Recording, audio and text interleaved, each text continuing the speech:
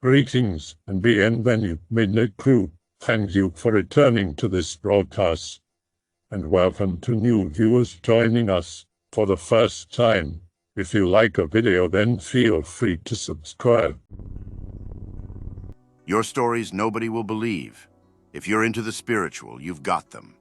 Tell me your experiences that prove to you beyond a shadow of a doubt that there's more out there, even if you can't share them meaningfully. I'll still listen and discuss them with you. I've got my own stories like this, so I know how it feels. Pick unrelated.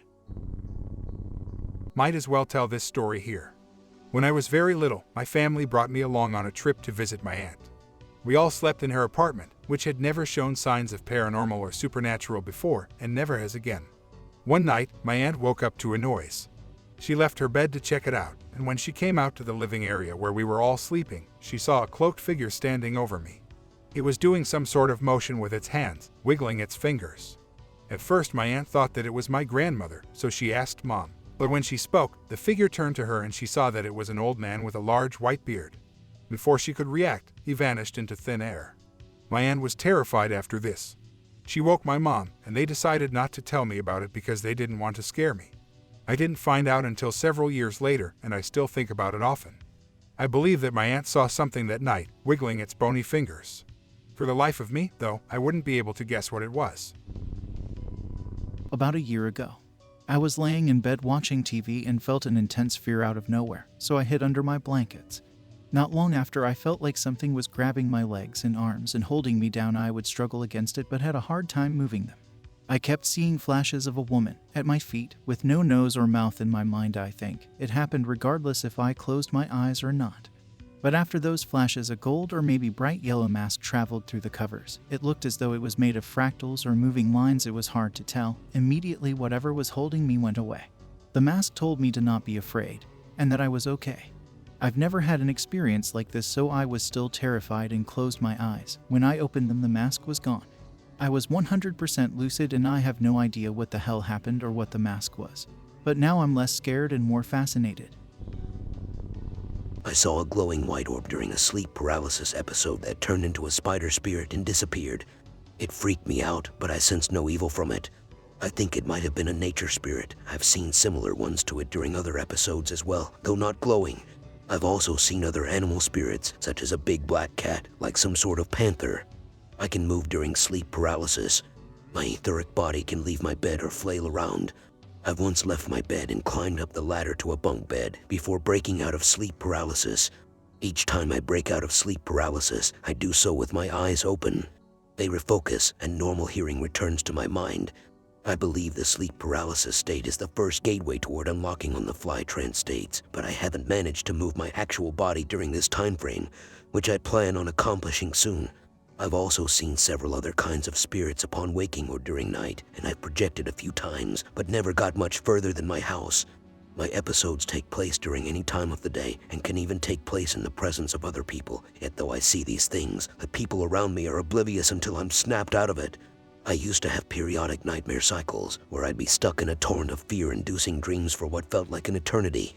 Waking up after these dreams, if I went back to sleep, the cycle would repeat. The moment I did finally decide to get up and lose the tiredness, I'd look at the clock and see that, despite the amount of dreams that had taken place, only a few minutes had passed.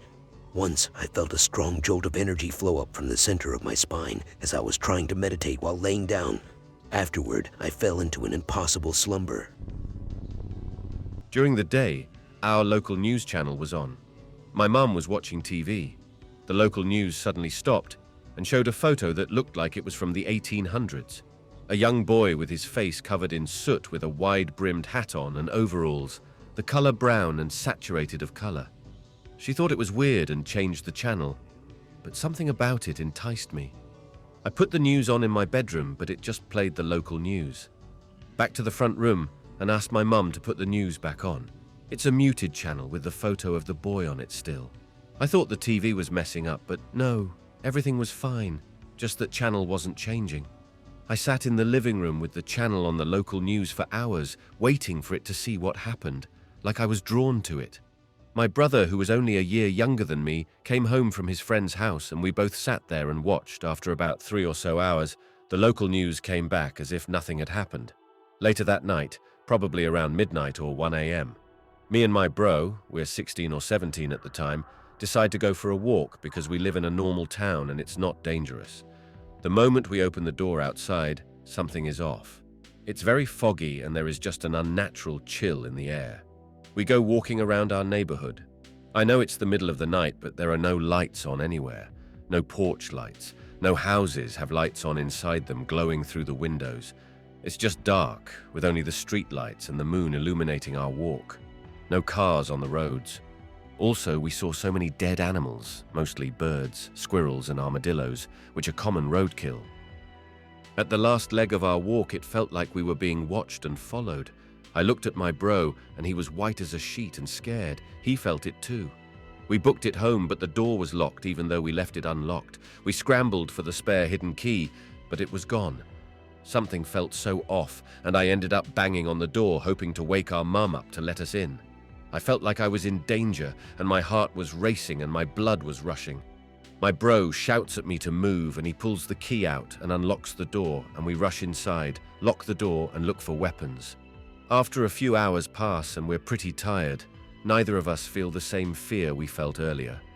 We go to bed. Next morning, tell Mom about last night. Ask her how she didn't hear us banging on the door. She says there was no banging and she was sure of it. Mom was a light sleeper too. It was odd she didn't hear us.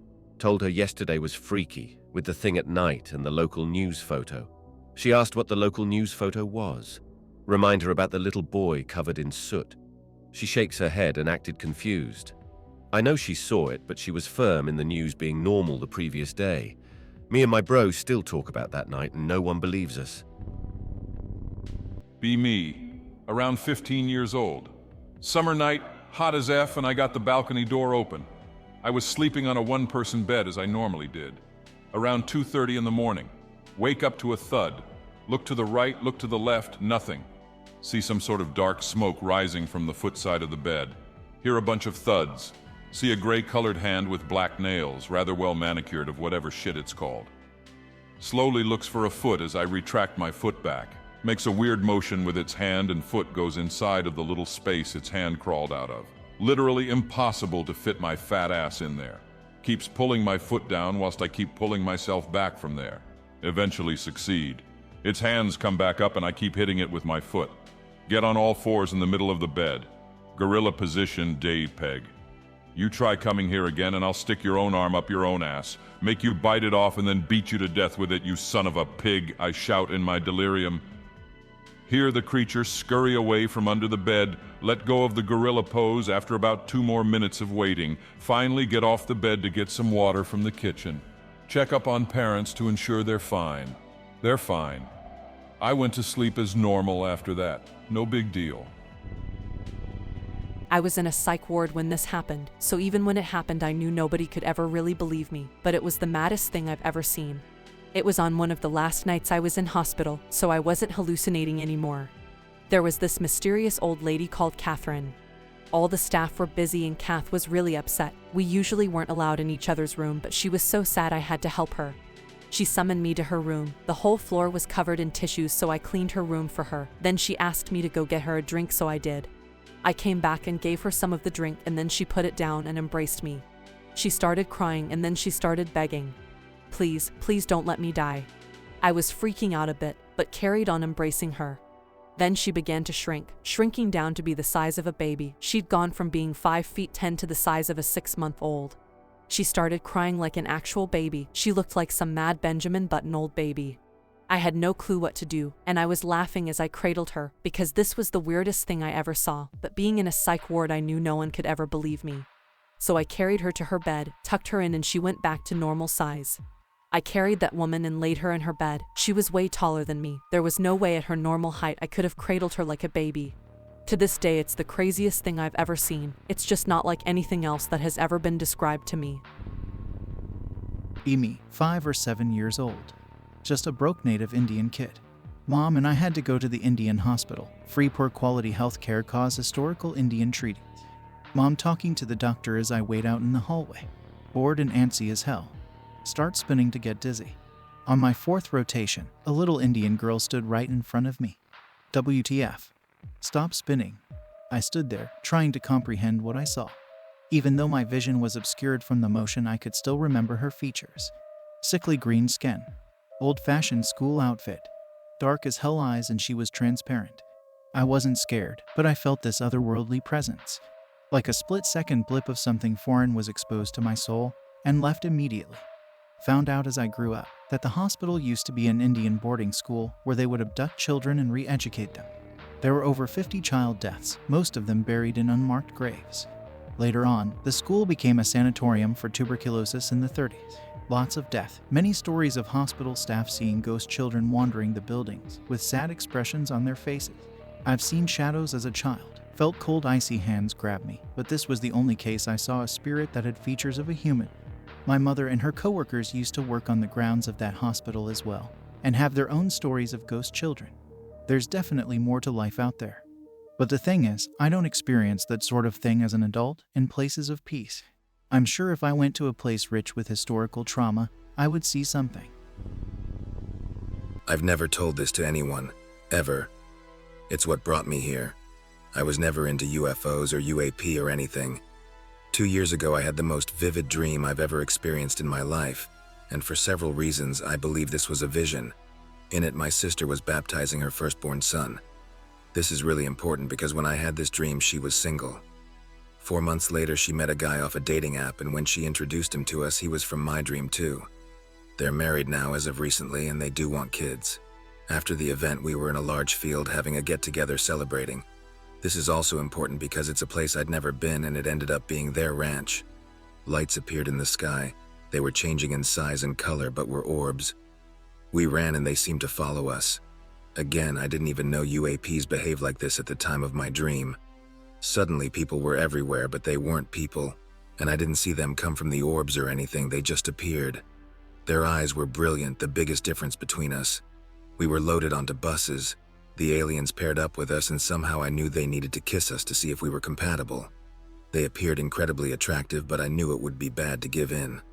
One decided to take a patient approach with me and even was straight up my type. It let me ask questions. It said they had some word with a D I was not familiar with, connection with humans, and that long ago we coexisted.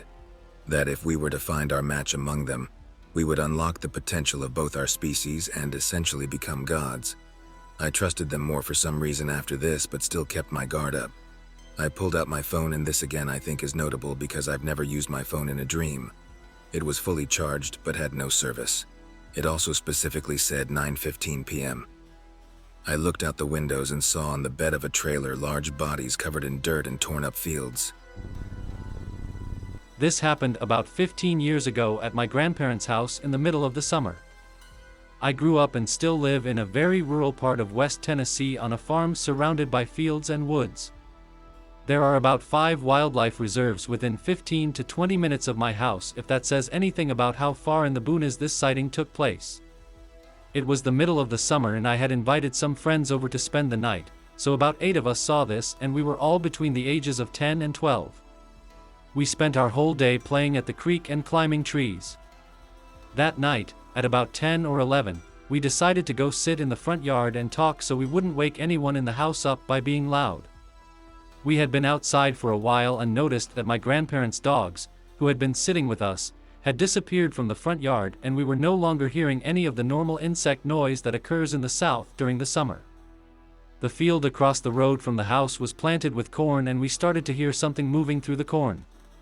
It started getting louder and closer, and we heard what sounded like grunting or someone breathing heavily.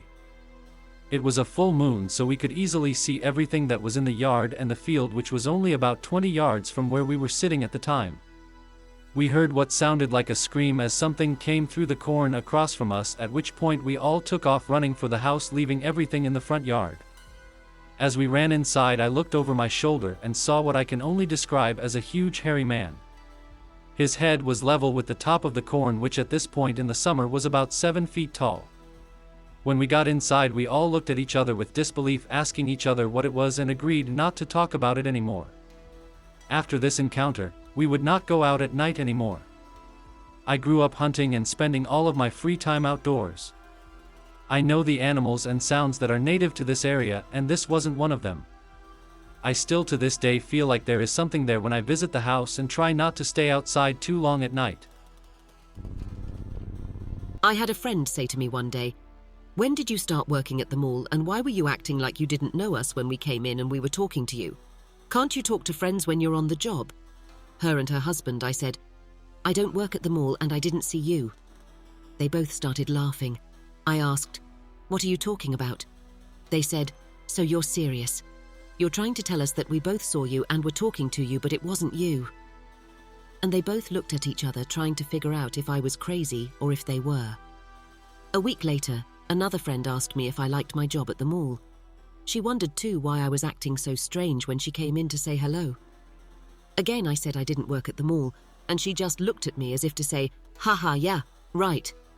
After a third friend, and please note, these were close friends, asked me about my new job, I decided I really had to meet her. I went to the store at the mall, but looking around, I didn't see anyone that looked like me. As I turned to leave, I heard someone say, "What, you can't say hi on your day off?" I walked up to them and said I wasn't the girl who worked there. They said, "Well, not today at least, eh?" I just said, "Well, see you later then," and turned and walked out. I tried catching her at work about 5 times and always managed to go in on her day off. Then one day I thought I'd try again. I walked in, looked around, and someone approached me and said, "Geez, where have you been? We've been calling you for days. Why haven't you showed up for work the past 2 weeks? The manager is mad, but he says if we see you, your paychecks are back there in his office." I tried to explain that I wasn't their employee, and my friends had told me I looked like her. The guy said, "No kidding, because I can't tell you apart. The girl even has a mole on her cheek right where you do." I wish I could remember what her name was. Not even sure if I ever heard her name. It still baffles me to this day. It was a hot summer afternoon in Amsterdam, New York. I was living with my mom in a house trailer right off the main route and the first trailer in the park. It was June 9th, 1980. The front door and the back door were almost across from one another, and I had both main wood doors open and screen doors shut. There's a small deck off the back door and the front door. I was alone. My mom had gone out for some errands. I was making coffee at the counter. This counter jutted out into the kitchen, leaving the front door easily in my sight to the right and the back door just slightly past my peripheral vision on the left. No TV, no music, no neighbors. Out of the corner of my left eye, I saw movement at the back door. I looked and saw a 6-foot grasshopper-like being that was wearing a tuxedo with tails, a top hat, and a black cane with a carved bone-like knob. It knocked on the back screen door. I looked back at my coffee cup in disbelief, then I looked again and it was still there as it cocked its head. I looked away again in fear. Looked one final time and saw it was still there, and that's the last I remember. The whole event took only moments. I moved to Los Angeles in January of 1981. I had no memory of this event. I didn't tell my mom anything when she came home that day. I don't remember anything more from that day. It wasn't until I was in college that I remembered it. It came back as clear as it was that day, not over time, but all at once. I began telling the story to my close friends, but there was always part of me that questioned whether it happened or not. I am an artist, maybe I made it up. But the detail was too clear, and then I rented the video Communion. I'm sure you know the premise of that movie as well as its location. When I saw the alien wearing the tux, top hat, and cane, I damn near fell off my chair. It was like being hit with a brick. What are the odds of that? There's no way we both dreamed up the same being with those odd details. This is not your standard gray.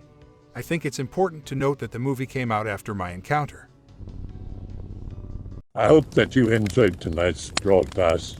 If you enjoyed tonight's story, then please subscribe to the channel, as more green texts will appear daily.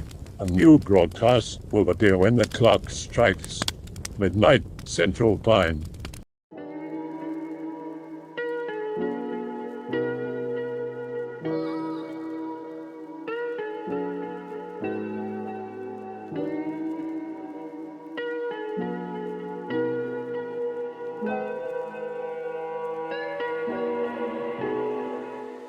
Remember to check out the Odyssey page in the description for a second archive of the channel's videos. There's also a Rumble archive as a backup.